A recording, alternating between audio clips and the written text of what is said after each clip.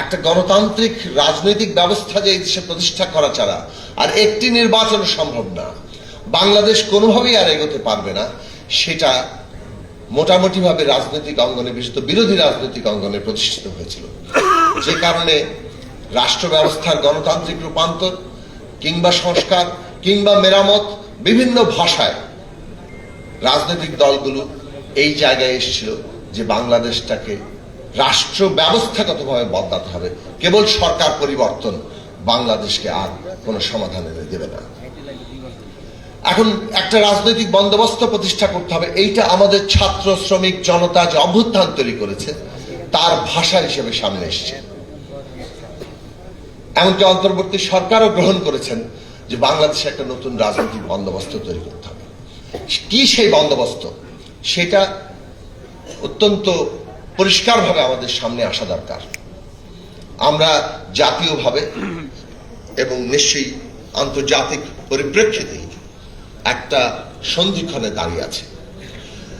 নতুন রাজনৈতিক বন্দোবস্ত মানে একটা গণতান্ত্রিক রাজনৈতিক বন্দোবস্ত, এইটা বাংলাদেশে স্পষ্ট করে উচ্চারণ করা দরকার। আমাদের হাজারো শহীদ, আমাদের হাজারো আহত, তাদের সমস্ত সংগ্রামের ভাষা দিয়ে এসছে বাংলাদেশ গণতন্ত্রের পথে হাঁটবে। আর কোন রকম কোন মতাদর্শ দিয়ে একটা স্বৈরতান্ত্রিক কিংবা ফ্যাসিবাদী ব্যবস্থায় বাংলাদেশ আর যাবে না। এই জায়গা বটম লাইন পরিষ্কার হওয়া দরকার।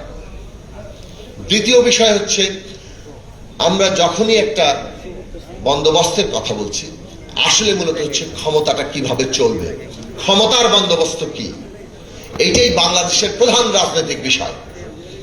বাংলাদেশে কত বড় জায়গায় যেতে পারে সেই কথা আমাদের দেশে এমনকি ফ্যাসিস্টরাও বলেছে। বাংলাদেশ আর কয়েক বছরের মধ্যে $1 ট্রিলিয়ন অর্থনীতি হবে, এমনকি আরো বহু ট্রিলিয়ন ডলারের অর্থনীতি হবে। কিন্তু এই যে এত বড় একটা দেশ অর্থনীতির দিক থেকে, এত বিরাট জনসংখ্যার দিক থেকে, আয়তনে ছোট হলেও এই দেশ এই রাজনৈতিক ব্যবস্থা দিয়ে আর চলতে পারে কিনা, এইটা ব্যবস্থাটা চালাতে পারে কিনা, ক্ষমতার এই বন্দোবস্ত এত বড় জিনিস ধারণ করতে পারে কিনা, পারে যে না, সেটা ইতিমধ্যে প্রমাণিত। ফলে বাংলাদেশের সামনে দুটো পথ আছে, একটা এই রকম পুরো ব্যবস্থা চালানোর গণতান্ত্রিক পন্থায় হাঁটা, আর না হয় এই রকম স্বৈরতান্ত্রিক ফ্যাসিবাদী ব্যবস্থার একের পর এক হোঁচট খেতে খেতে খেতে একটা ধ্বংসের দিকে যাওয়া কিংবা নৈরাজ্যের দিকে যাওয়া। সেই জায়গায় বাংলাদেশের আজকে সিদ্ধান্ত নেওয়ার প্রশ্ন, রাজনৈতিক দলগুলোর সিদ্ধান্ত নেওয়ার প্রশ্ন যে আমরা নিজেদেরকে কাঠামোগত দিক থেকে, চর্চার দিক থেকে এই উত্তরণের জায়গায় যাব কিনা। বাংলাদেশের সামনে সত্যিকার অর্থেই বড় সুযোগের জায়গা এসছে যে এই রকম ভাবে একটা দেশকে যখন প্রায় সেটা নিজের ভেতরের অন্তর্ঘাতে ধ্বংসের মুখোমুখি, সেইখানে আমাদের ছাত্র তরুণরা নিজেদের রক্ত দিয়ে আবারও মনে হচ্ছে মাটি ফুঁড়ে পুরো দেশকে নতুন করে সাজানোর সুযোগ করে দিয়েছেন। সেই রাজনৈতিক উপলব্ধি, সেই চ্যালেঞ্জ আজকে সমস্ত রাজনৈতিক শক্তির কাছে। কাজে এইখানে আমরা এমন একটা ক্রস রোডে দাঁড়িয়ে আছি যেটাতে ঐক্য খুব জরুরি। আমরা কেউ কাউকে, রাজনৈতিক প্রতিদ্বন্দ্বিতা থাকবে একটা গণতান্ত্রিক ব্যবস্থায়, কিন্তু গণতান্ত্রিক ব্যবস্থার যে রাজনৈতিক প্রতিদ্বন্দ্বিতা ক্ষমতা নিয়ে, সেটা যদি একটা নিয়মের মধ্যে না ঘটে, সেটা আমাদেরকে ধ্বংসের মধ্যে জায়গায় নিয়ে যাবে। সেই উপলব্ধিটা রাজনৈতিক পার্থক্য সত্ত্বেও রাজনৈতিক শক্তির মধ্যে থাকা দরকার।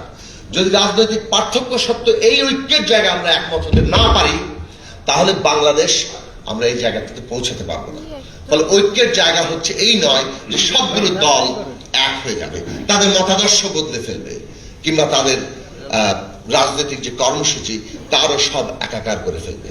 এইসব পার্থক্য হয়তো থাকবে, কিন্তু বাংলাদেশের ক্ষমতা ব্যবস্থা কোন নিয়মে চলবে সেই প্রশ্নে ন্যূনতম ঐক্যের জায়গা বাংলাদেশের তৈরি করতে হবে। না হলে এই বিরাট যে আমাদের সামনে সম্ভাবনা, তাকে আমরা বাস্তব রূপ দিতে পারবো না। এবং সেইটার জন্যই দরকার বাংলাদেশের সংবিধানের ক্ষমতার একটা ভারসাম্য এবং জবাবদিহিতা প্রতিষ্ঠা।